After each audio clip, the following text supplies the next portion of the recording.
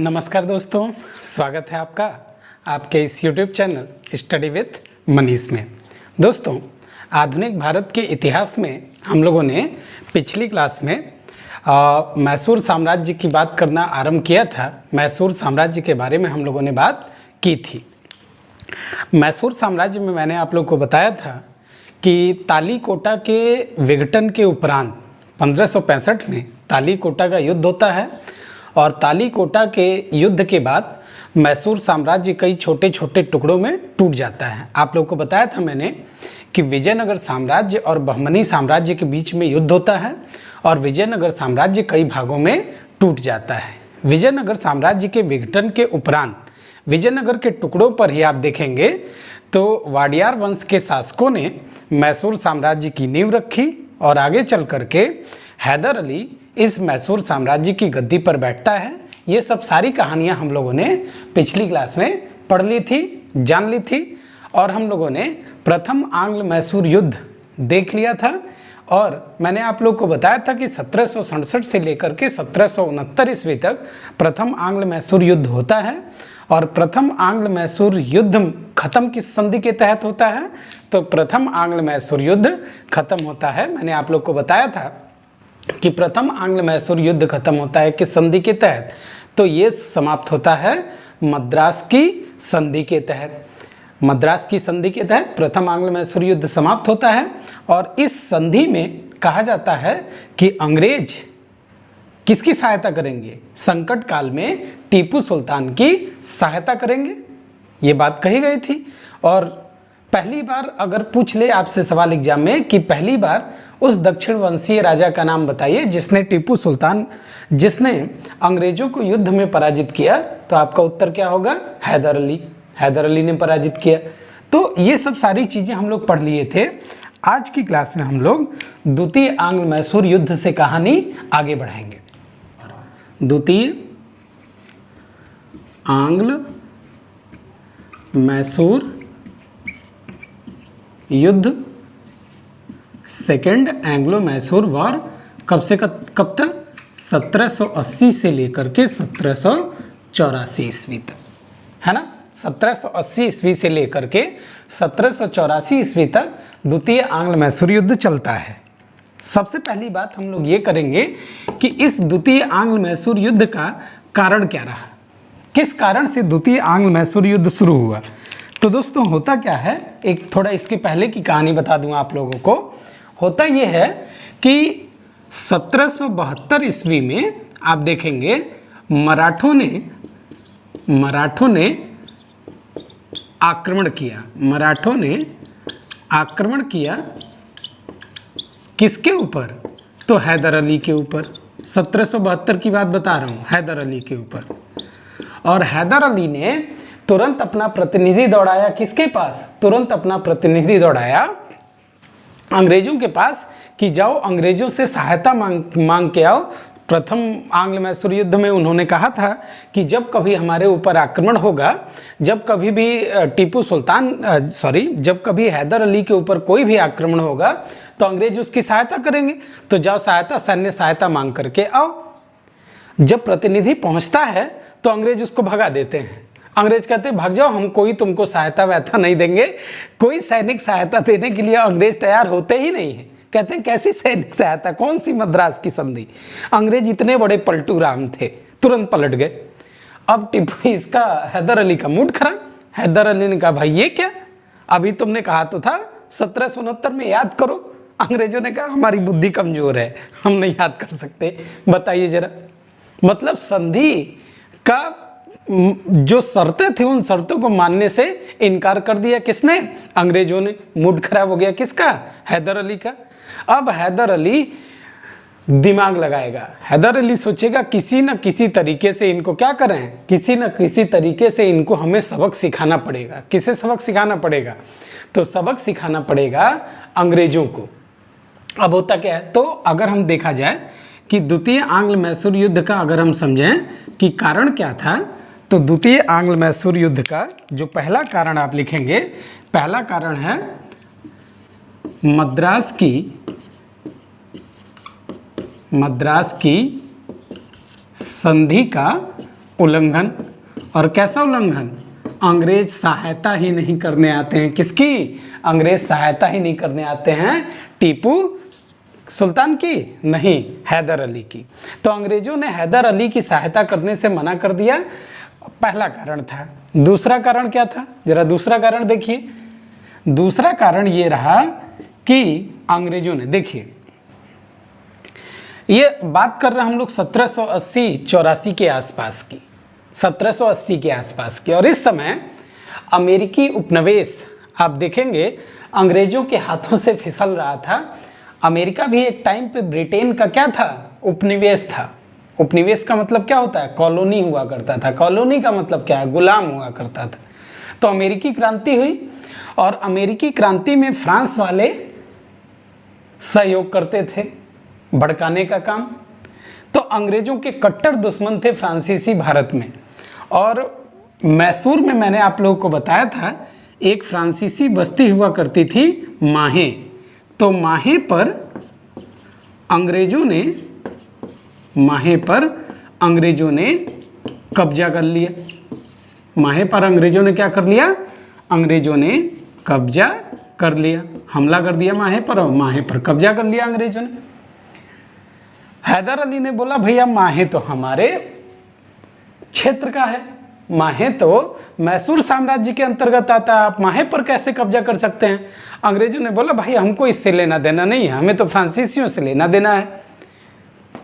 हैदर अली ने कहा बदला लेकर के रहेगा कौन? हैदर अली। 1769 ईस्वी में 3 गुट बनता है। किसका किसका? एक है आपका हैदर अली, एक है आपका निजाम, और एक है आपका मराठा। इन 3 लोगों का गैंग बनता है। और किसके ऊपर आक्रमण करेंगे ये लोग मिल करके? ये लोग मिल करके आक्रमण करेंगे अंग्रेजों के ऊपर। अंग्रेजों के ऊपर तीनों लोगों की गुटबंदी होती है, त्रिगुट बनता है। इन 3 त्रिगुट ने ठान लिया कि ये लोग हमला करेंगे किसके ऊपर? तो ये लोग हमला करेंगे अंग्रेजों के ऊपर। लड़ाई कैसे शुरू की जाए? तलवार निकाली कैसे जाए? आखिर कैसे अंग्रेजों के ऊपर हमला किया जाए? कुछ ना कुछ तो कारण चाहिए, कुछ ना कुछ तो रीजन चाहिए। तो इसके लिए होता क्या है, जरा ध्यान से सुनिएगा। 1780 ईस्वी में हैदर अली ने कर्नाटक पर हमला कर दिया। कर्नाटक पर हमला कर दिया।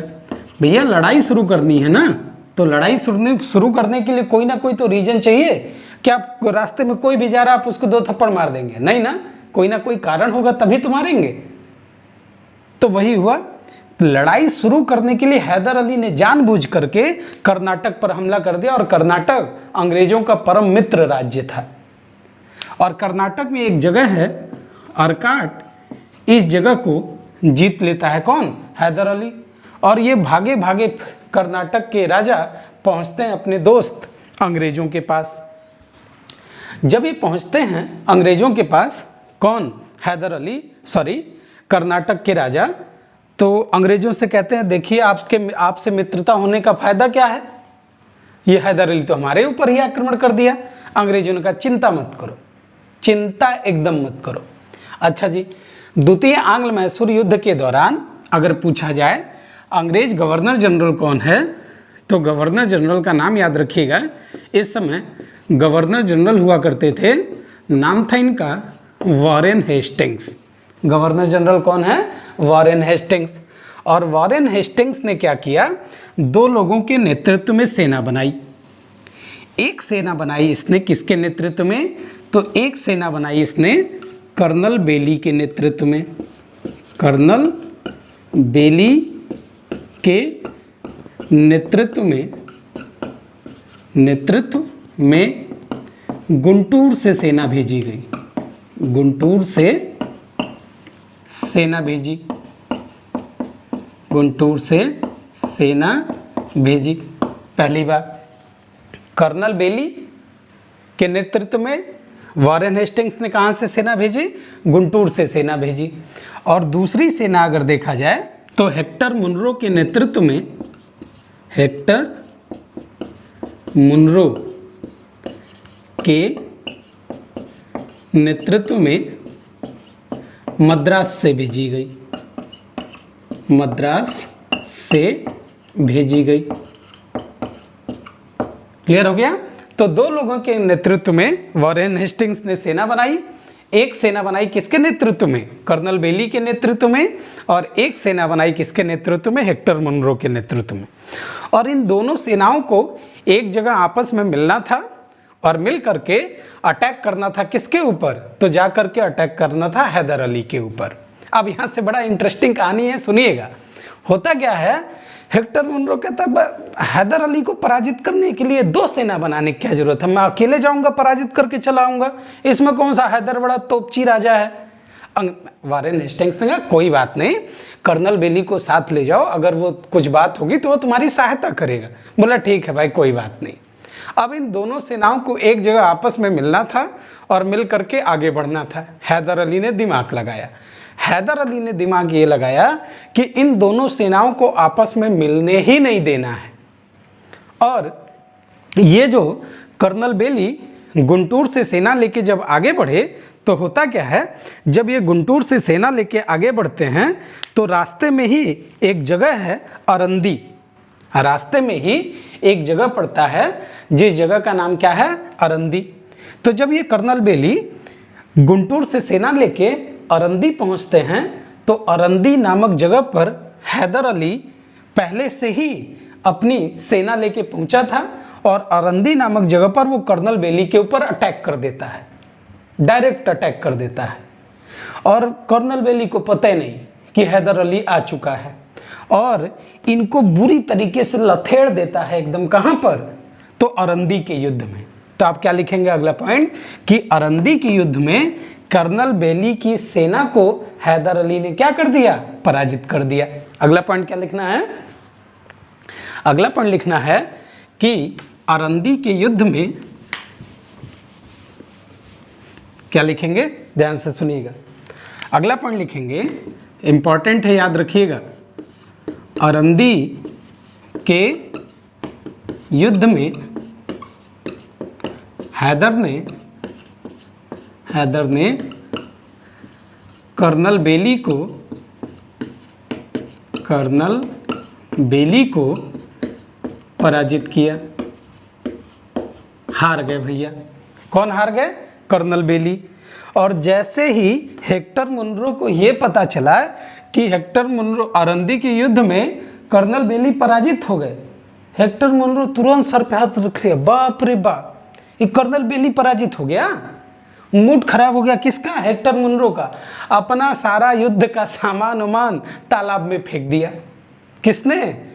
हेक्टर बोला हम नहीं जाएंगे लड़ने वड़ने, हम नहीं जाएंगे, बिल्कुल नहीं जाएंगे। हमको याद है प्रथम आंग्ल मैसूर युद्ध बहुत बुरी तरीके से पराजित किया था, कहीं मेरा भी नाम खराब ना हो जाए। और सारा सामान उमान किस में फेंक देता है? तालाब में फेंक देता है। और तालाब में फेंक करके भाग निकलता है वहां से।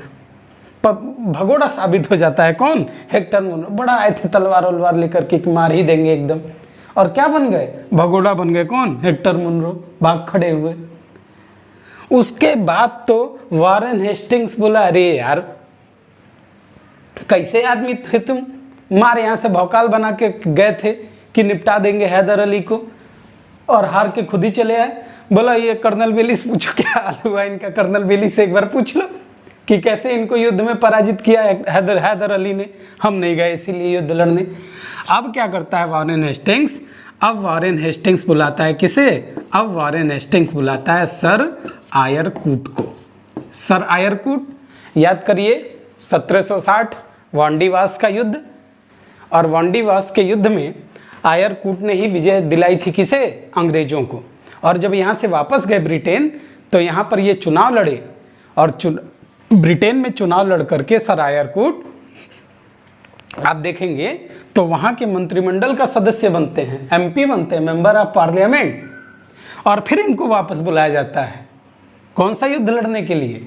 द्वितीय आंग्ल मैसूर युद्ध लड़ने के लिए। बाप रे, इंग्लैंड से बुलाया जा रहा है, क्या करने के लिए? द्वितीय आंग्ल मैसूर युद्ध लड़ने के लिए। सोच के देखिए ये कितना महत्वपूर्ण युद्ध रहा होगा अंग्रेजों के लिए। तो वॉरेन हेस्टिंग्स रायट कूट को सेनापति बनाता है और इनको भेजता है युद्ध लड़ने के लिए। किससे? टीपू सुल्तान से। 2 युद्ध होता है। एक युद्ध है, एक जगह है जिस जगह का नाम है पोर्टो नोवो। ध्यान से सुनिएगा, 2 नाम लिखना है आप लोगों को। एक युद्ध होता है पोर्टो नोवो का युद्ध, पोर्टो नोवो का युद्ध, और दूसरा युद्ध होता है पोल्लीलूर का युद्ध, पोल्लीलूर का युद्ध। पोर्टो नोवो और पोल्लीलूर का युद्ध, ये 2 युद्ध होते हैं। और इन दोनों युद्धों में आयरकूट पराजित कर देता है। किसे? हैदर अली को। तो क्या आयरकूट के अंदर इतना ज़्यादा शक्ति था कि वो हैदर अली को पराजित कर दिया, या कोई और बात थी? तो भाई बात कुछ और है, रीजन कुछ और है, कारण कुछ और है। क्या कारण है बताता हूँ मैं आपको अभी, 1 सेकेंड रुकिए। कारण ये था कि निजाम और कौन? मराठे दोनों धोखा दे जाते हैं। किसे? तो दोनों धोखा दे जाते हैं हैदर अली को। होता क्या है, 1782 ईस्वी में अंग्रेजों ने मराठों से सालबाई की संधि कर ली, सालबाई की संधि कर ली, और कहा ये कि आप हमारे मित्र राज्य रहेंगे और आप हमारे दुश्मनों से युद्ध, हमारे दुश्मनों की सहायता नहीं करेंगे। और दूसरा जो निजाम था, निजाम से कहा कि ऐसा है, आज से गुंटूर का जो क्षेत्र है ये तुम्हारा। तो गुंटूर का क्षेत्र दे दिया किसे? गुंटूर का क्षेत्र दे दिया हैदराबाद के निजाम को। और सालबाई की संधि कर ली किससे? मराठों से। और इन दोनों को मिला लिया किसकी तरफ? अपनी तरफ। 7 दिसंबर 1782 ये वो दिन है जब हैदर अली की मृत्यु होती है। हैदर अली की मृत्यु हो जाती है, हैदर अली की मृत्यु। आप देखेंगे हैदर अली कैंसर से पीड़ित थे, युद्ध में घायल होते हैं, और घायल होने के कारण आप देखेंगे 7 दिसंबर 1782 को हैदर अली क्या हो जाते हैं? इनकी मृत्यु हो जाती है। और हैदर अली की जब मृत्यु होती है तो अब अगला राजा मैसूर का बनता है कौन? बहुत योग्य शासक, बहुत महान शासक, भारत का महानतम शासक मेरे हिसाब से कौन है? टीपू सुल्तान। महानतम शासकों में से एक। ऐसे तो बहुत सारे महान शासक हुए हैं भारत के, तो उन महानतम शासकों में से एक है आपका कौन? टीपू सुल्तान। बहुत योग्य पढ़ा लिखा शासक है कौन? टीपू सुल्तान। 1782 में टीपू सुल्तान मैसूर साम्राज्य की गद्दी पर बैठता है। चाहता तो ये युद्ध रोक देता, चाहता तो अंग्रेजों से संधि कर लेता, लेकिन संधि नहीं करता है। और ये युद्ध कब तक चलता रहता है? 1784 ईस्वी तक संधि कर चलता मतलब 1784 ईस्वी में जा करके दूसरी संधि होगी, मंगलौर की संधि, जिसके तहत ये युद्ध समाप्त होगा। मतलब टीपू 2 सालों तक ये युद्ध आगे लड़ता रहेगा और अंत में जाकर के 1784 में ये युद्ध समाप्त होता है मंगलौर की संधि के तहत। जरा बात करते हैं टीपू सुल्तान के बारे में। टीपू सुल्तान जब ये युद्ध शुरू करता है तो अंग्रेजों ने बेदनूर और मंगलौर ये 2 क्षेत्र जीत लिया था, और इन दोनों क्षेत्रों को पुनः टीपू अपने साम्राज्य में शामिल करता है, अपने साम्राज्य में शामिल करता है। मतलब ये पुनः अंग्रेजों से जीत लेता है क्या? बेदनूर और मंगलौर। इस कारण से एक ब्रिगेडियर मैथ्यूज नाम के व्यक्ति को, ध्यान से सुनिएगा, ब्रिगेडियर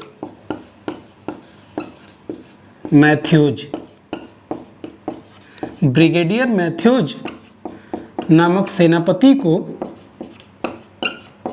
भेजा जाता है कि जा करके ये घटना है 1783 ईस्वी की। भेजा जाता है, बोला जाता है जाओ जा करके टीपू सुल्तान को पराजित करो युद्ध में।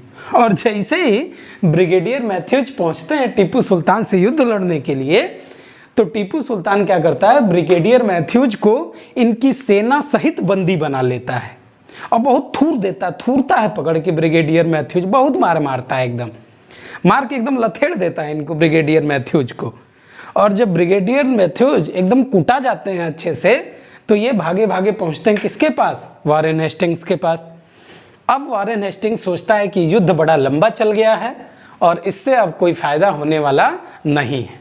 तो अतः 1784 में जाकर के टीपू सुल्तान ने स्वयं बोला कि ऐसा ठीक है, अगर आप लोग युद्ध लड़ना नहीं चाहते हैं तो हम दोनों एक क्या कर लेते हैं, संधि कर लेते हैं। और 1784 में दोनों के बीच में एक संधि हो जाती है, जिसे आप लोग किस संधि के नाम से जानते हैं, तो 1784 में इन दोनों के बीच में एक संधि होती है जिसे आप लोग मंगलौर की संधि के नाम से जानते हैं। तो मेरे प्यारे साथियों, आप लोगों से एग्जाम में बहुत सारे सवाल बनते हैं कि बताइए कि द्वितीय आंग्ल मैसूर युद्ध किस संधि के तहत समाप्त हुआ। अगर आपसे पूछा जाए कि द्वितीय आंग्ल मैसूर युद्ध किस संधि के तहत समाप्त हुआ, तो आप कहेंगे द्वितीय आंग्ल मैसूर युद्ध मंगलौर की संधि के तहत समाप्त हुआ था। मंगलौर की संधि कब हुई, 1784 ईस्वी में। क्या क्या शर्तें हैं, पहली शर्त क्या है, पहली शर्त है दोनों एक दूसरे के विजित प्रदेश लौटा देंगे। मतलब ये हुआ कि दोनों लोगों ने जो एक दूसरे का क्षेत्र जीत लिया है वो एक दूसरे को वापस कर देंगे। और दूसरी शर्त ये है कि क्या, आवश्यकता पड़ने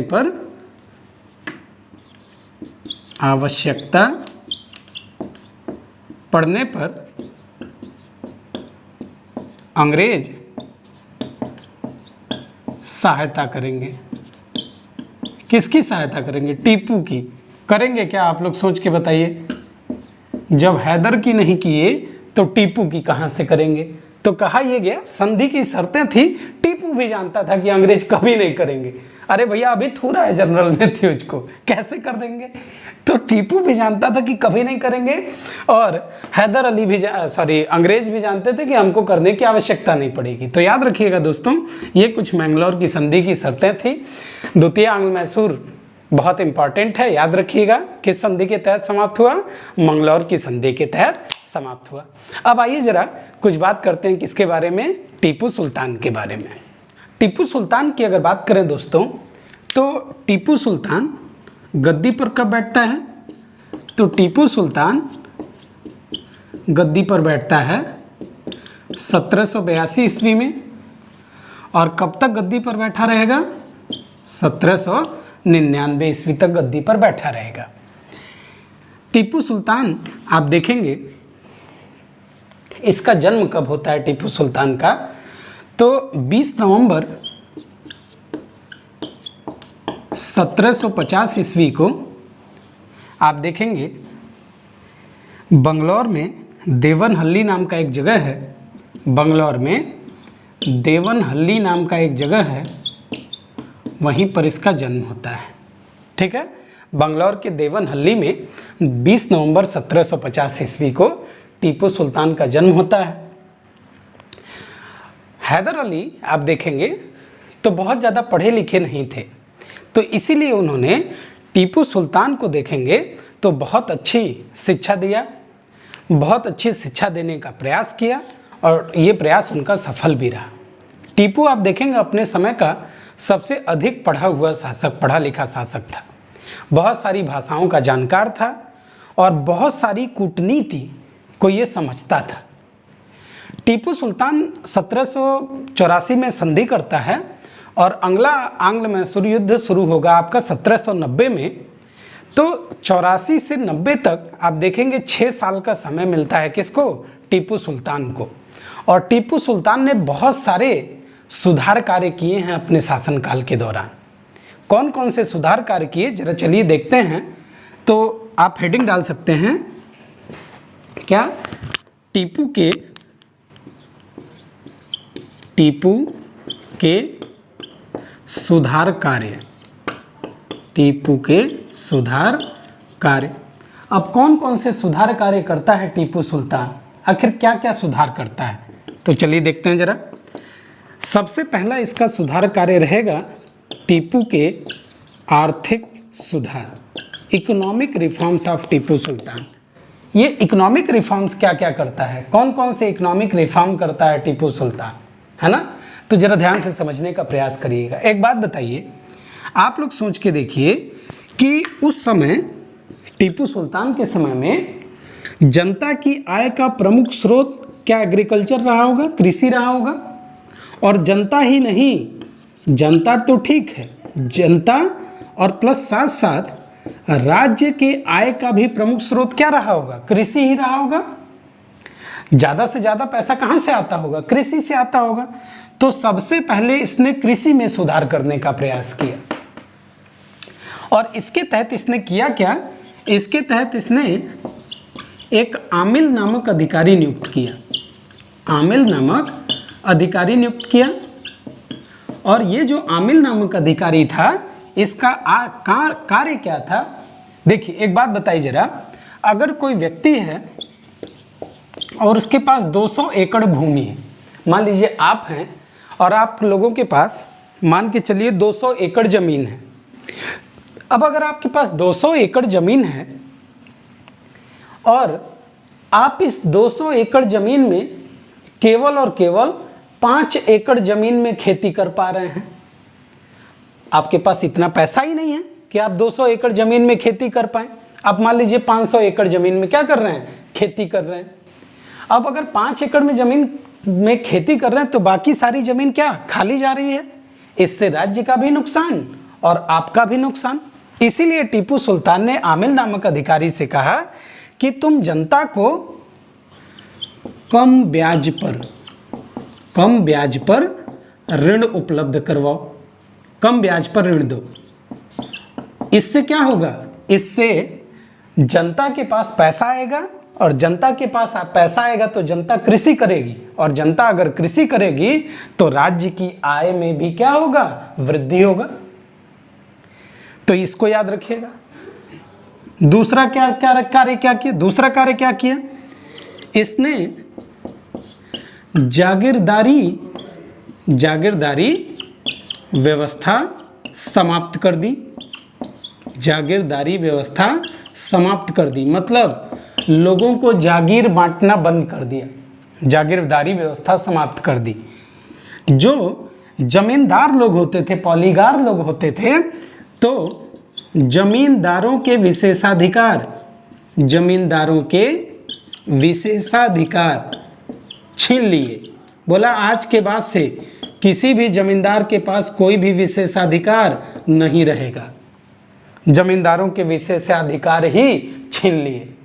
और तो और मेरे प्यारे साथियों, और क्या करेगा, जितनी भी इनाम ज़मीनें थी, मंदिर को, मस्जिद को, इनाम ज़मीनों को वापस ले लिया, इनाम ज़मीनों को वापस ले लिया।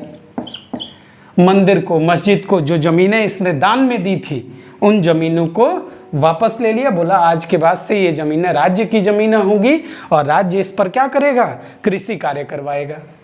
तो अच्छी बात है ये। मतलब सबसे पहले इसने अपने आप को आर्थिक दृष्टि से क्या करना शुरू किया, मजबूत बनाना शुरू किया। दूसरा कार्य, दूसरा तो और ज़्यादा क्रांतिकारी कार्य करेगा, जरा ध्यान से सुनिएगा।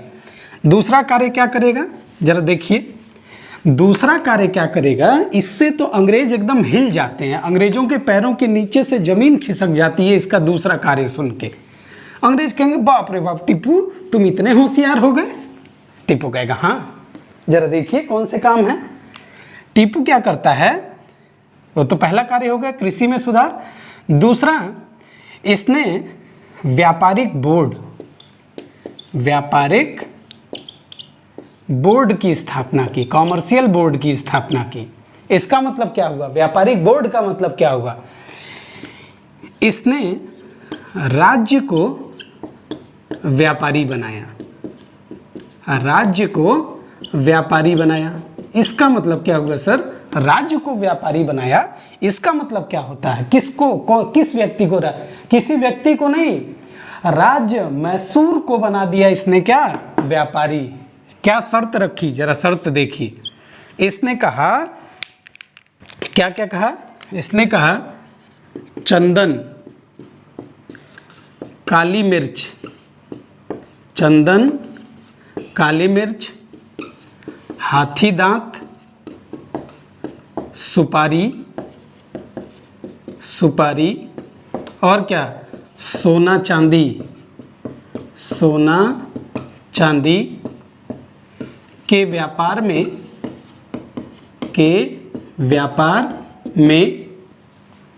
राज्य का एकाधिकार रहेगा। मोनोपोली, राज्य का एकाधिकार रहेगा। बाप रे बाप! टीपू सुल्तान ने कहा कि आज के बाद से चंदन, काली मिर्च, हाथी दांत, सुपारी, सोना चांदी का व्यापार केवल और केवल राज्य करेगा।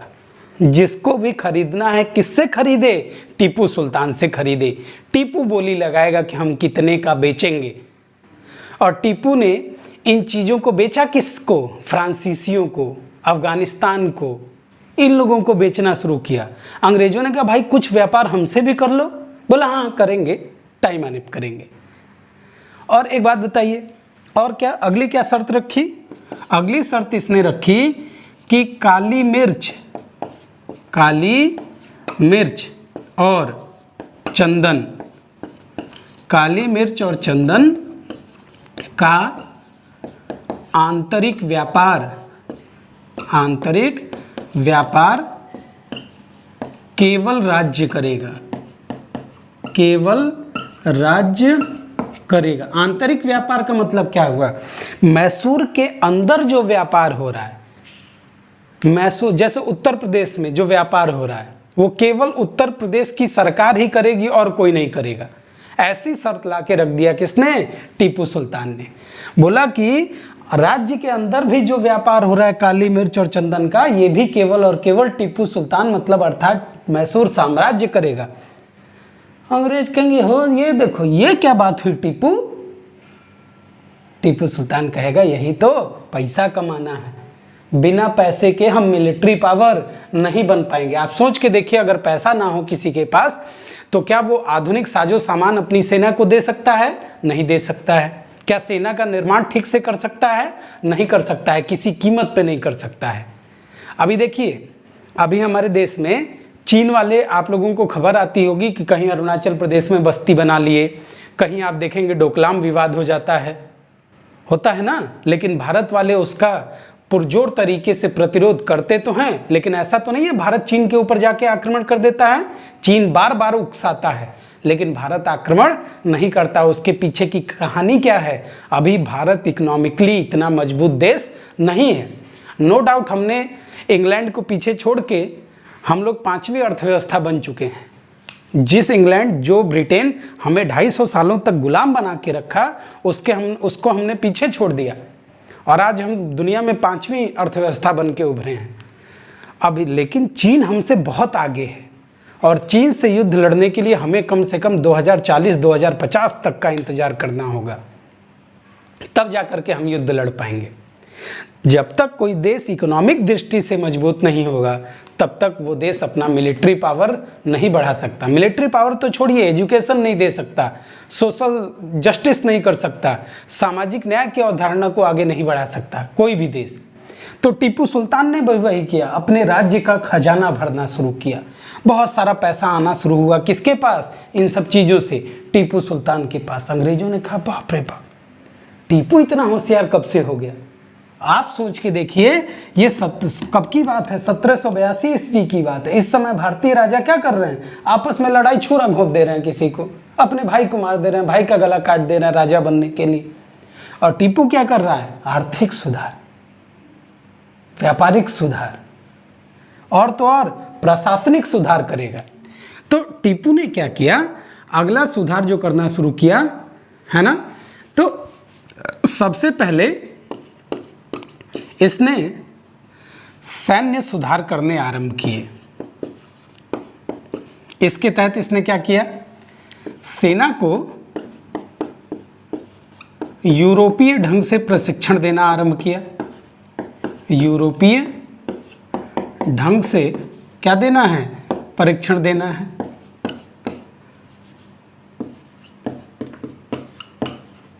प्रशिक्षण प्लस तोपखाने का निर्माण, तोपखाना बनवाना शुरू किया, तोपखाने का निर्माण प्लस नेवल बोर्ड की स्थापना।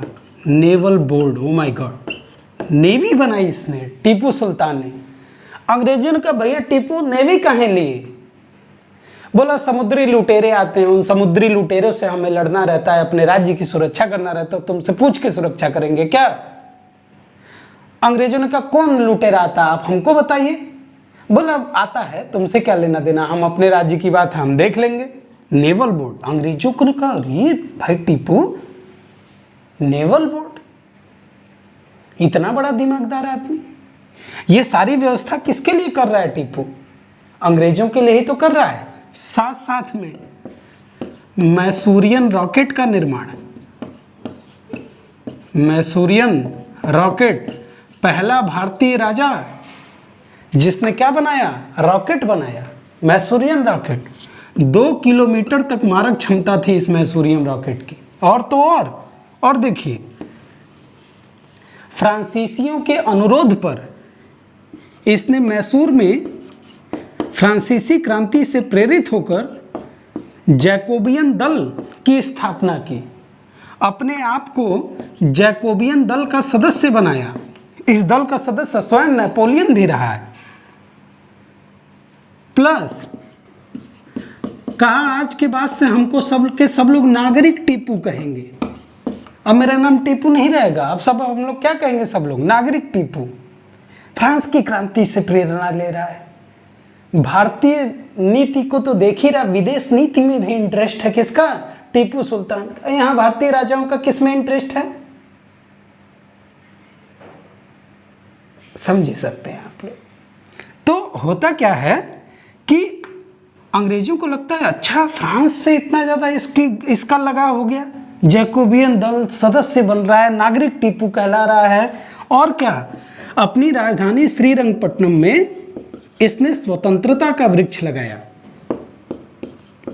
स्वतंत्रता का वृक्ष लगाया।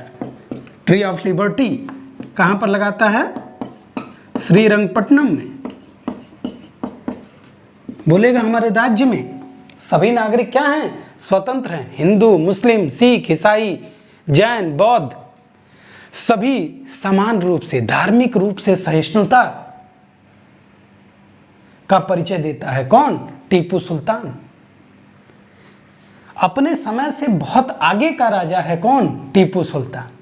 लेकिन वही बात है, उस समय के अन्य राजा, चाहे हैदराबाद के निजाम, चाहे मराठे, अदूरदर्शिता की कमी, और इसी कारण टीपू की भी एक कमी थी, बहुत ज़्यादा गुस्सैल आदमी था, गुस्सा बहुत आता था। होता क्या है आप देखिए ज़रा, होता ये है कि जो मैंने आप लोगों को एक एरिया बताया था, अगर आप लोगों ने पहला वीडियो देखा होगा मेरा मैसूर साम्राज्य का, तो मैंने एक त्रावणकोर नाम की जगह बताई थी आप लोगों को। तो होता क्या है कि त्रावणकोर के राजा ने कोचीन में 2 जगह थे, कोचीन के 2 गांव, कोचीन के 2 गांव, एक गांव का नाम था जयकोट्टे और एक गांव का नाम था क्रागनूर। ये 2 गांव डचों को बेच दिया। किसको बेच दिया, डचों को बेच दिया। किसने, त्रावणकोर के राजा ने। त्रावणकोर आज का केरल।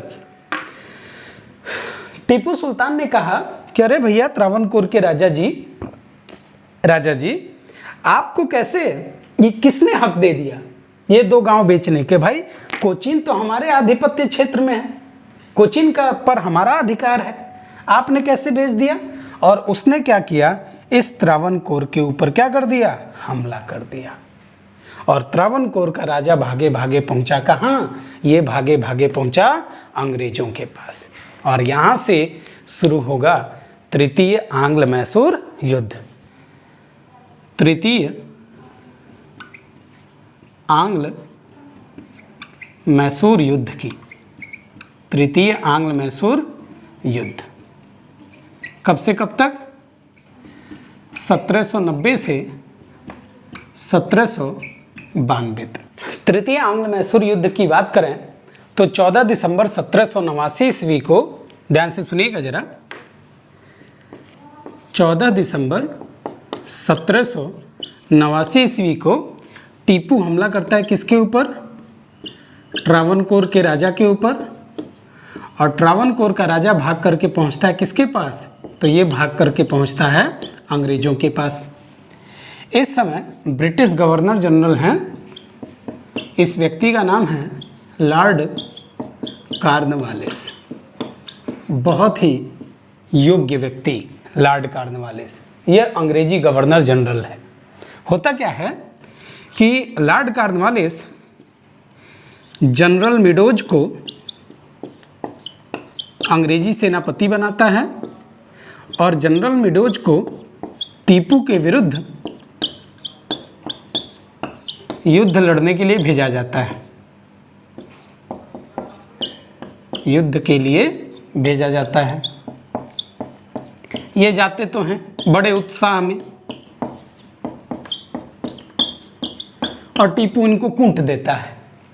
जाते तो हैं जनरल मिडोज, प्यार निपटा देंगे, लेकिन जैसे ही पहुंचेंगे जनरल मिडोज वैसे टीपू पकड़ के थोड़ देगा और बेचारे भागेंगे तलवार वलवार उठा करके, पहुंचेंगे किसके पास? लॉर्ड कॉर्नवालिस के पास। लेकिन मेरे प्यारे साथियों, यहीं पर एक बात बता दूं आप लोग को कि इस युद्ध में अंग्रेज अकेले नहीं है। इस युद्ध में आप देखेंगे अंग्रेजों का साथ कौन दे रहा है? मराठा। और कौन है? निजाम। और भी कोई है क्या? जी हाँ, त्रावणकोर का राजा, त्रावणकोर स्वयं। ये चार लोग एक तरफ और अकेले है कौन? टीपू सुल्तान। जनरल मिडोज को भेजा जाता है, जनरल मिडोज हार जाते हैं। इसके उपरांत कॉर्नवालिस स्वयं युद्ध की कमान संभालता है। युद्ध की कमान संभालता है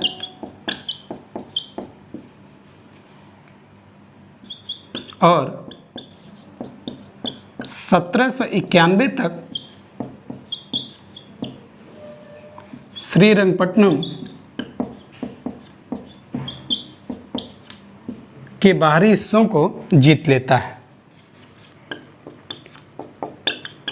बाहरी हिस्सों को जीत लेता है।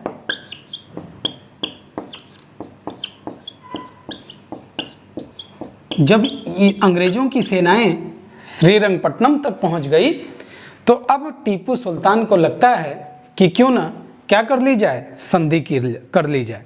क्योंकि आप देखेंगे अंग्रेज, मराठे और त्रावणकोर निजाम, इन चारों की सेनाएं टीपू सुल्तान जानता था कि हम जीत नहीं पाएंगे। चाहे हमारे पास कितना भी रॉकेट हो, हमारे पास कितना भी आधुनिक तोपखाना हो, हमारे पास कितना भी सैनिक सहायता हो, टीपू को लगता था कि फ्रांसीसी उसकी मदद करेंगे, फ्रांसीसी आएंगे आगे। लेकिन फ्रांसीसी खुद ही बुरी तरीके से हार रहे हैं सप्तवर्षीय युद्ध। और जब फ्रांसीसी खुद ही हार रहे हैं तो बेचारे टीपू की क्या मदद करेंगे? और टीपू सुल्तान यहाँ मजबूर होता है और एक संधि होती है। उस संधि का नाम है 1792 ईस्वी में एक संधि होगी जिस संधि का नाम है श्रीरंगपट्टनम की संधि। श्रीरंगपट्टनम की संधि कब होगी? 1792 ईस्वी में। श्रीरंगपट्टनम की संधि में आप देखेंगे शर्तें क्या क्या रखी जाएंगी, बहुत भयावह शर्तें। ऐसी शर्त मेरे प्यारे साथियों जिसने टीपू को अपंग कर दिया। अपंग हो गया टीपू, महानतम शासक। सोचिए कितना योग्य शासक रहा था टीपू सुल्तान। होगा क्या, जरा देखते हैं। होगा ये, इससे कहा जाएगा कि तुम अपना आधा राज्य अंग्रेजों को दोगे। मतलब इसका आधा राज्य ले लेंगे कौन? अंग्रेज। और दूसरी शर्त, 3 करोड़ रुपया युद्ध हर्जाना, वॉर इंडेमनिटी, युद्ध हर्जाना दोगे तुम। आधा राज्य तो पहले से ही ले लिया, प्लस साथ साथ में 3 करोड़ रुपए का क्या मांग लिया? युद्ध हर्जाना मांग लिया। अब बताइए बेचारा, आधा राज्य तो आपने पहले ही ले लिया है, अब 3 करोड़ कमाएगा तभी तो। और अंग्रेजों ने कहा जब तक तुम ये 3 करोड़ रुपया हमें नहीं दोगे तब तक तुम्हारे 2 पुत्र, टीपू सुल्तान के 2 पुत्र अब्दुल खालिक और मुइजुद्दीन, लिख दे रहे हैं यहाँ पे। इसके 2 पुत्र थे, एक का नाम था अब्दुल खालिक और दूसरे का नाम था मुइजुद्दीन। इन दोनों को अंग्रेजों ने कहा कि ये दोनों हमारे संरक्षण में रहेंगे, अर्थात बंदी रहेंगे, और जब तक तुम पैसा नहीं दोगे तब तक तुम्हारे इन दोनों पुत्रों को छोड़ा नहीं जाएगा। सोच के देखिए, टीपू सुल्तान अपनों ने, कितने? मराठा, निजाम, त्रावणकोर, ये कौन लोग हैं? भारतीय लोग ही तो हैं। किसका साथ दे रहे हैं? कार्नवालिस का। और अंत में कार्नवालिस क्या करेगा? पूरे भारत पर इन सबको थूरेंगे, सब पकड़ के नोच देंगे एकदम। लेकिन दूरदर्शिता की कमी। इसके बाद दोस्तों, चतुर्थ आंग्ल मैसूर युद्ध की अगर बात की जाए, चतुर्थ आंग्ल मैसूर युद्ध, चतुर्थ आंग्ल मैसूर युद्ध की अगर बात करें दोस्तों, तो ये होता है आपका 1799 ईस्वी में। जरा ध्यान से सुनिएगा। देखिए, इस समय लॉर्ड वेलेजली ब्रिटिश गवर्नर था और इसने भारत में एक नीति चलाई थी, सहायक संधि प्रणाली। क्या होता है सहायक संधि प्रणाली? ये आगे मैं आप लोग को पढ़ाऊंगा। तो इसने भारत में एक सहायक संधि प्रणाली तैयार की थी और लॉर्ड वेलेजली ने प्रस्ताव भेजा, किसको? टीपू को, कि भैया तुम सहायक संधि प्रणाली क्या कर लो? स्वीकार कर लो। लेकिन टीपू ने क्या किया? इस सहायक संधि प्रणाली को अस्वीकार कर दिया। सहायक संधि प्रणाली दोस्तों वास्तव में एक ऐसी प्रणाली थी जिसके तहत भारतीय राजा बिना युद्ध लड़े अंग्रेजों का गुलाम बन जाता था, और टीपू गुलाम बनने के लिए कभी भी तैयार नहीं था। टीपू ने कहा हम सहायक संधि प्रणाली स्वीकार नहीं करेंगे। टीपू ने दिमाग लगाया, इसने मदद के लिए काबुल, फारस,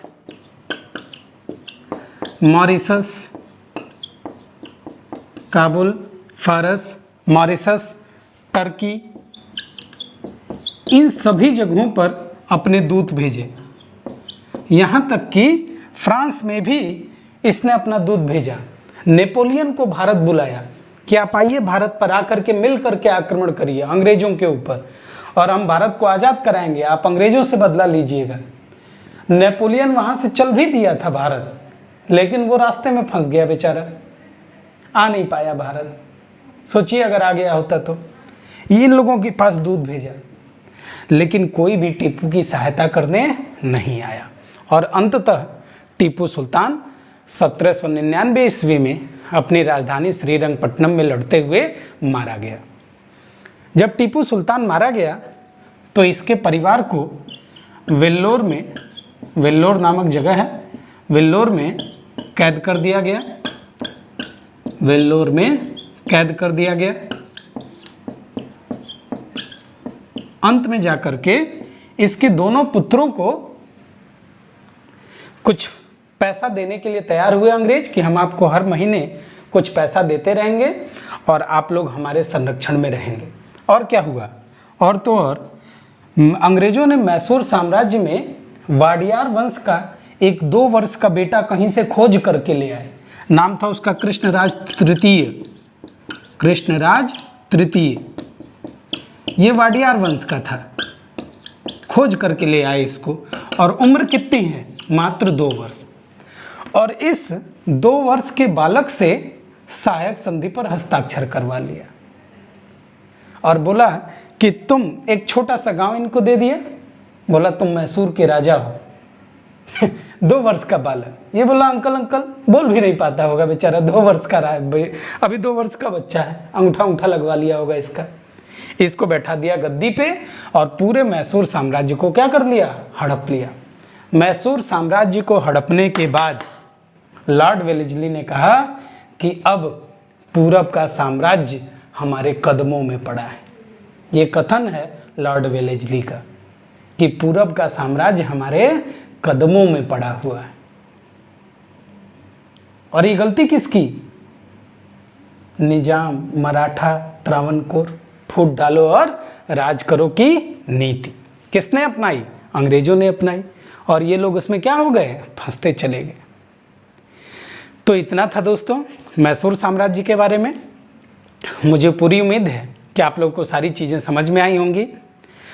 दोस्तों अधिक से अधिक लोगों तक इस वीडियो को पहुंचाइए, लाइक करिए, सब्सक्राइब करिए और ज़्यादा से ज़्यादा लोगों तक शेयर करिए ताकि अन्य लोग भी इसका लाभ उठा सकें। तो चलिए मिलते हैं आप लोगों से एक और बेहतरीन क्लास में। तब तक के लिए धन्यवाद। जय हिंद।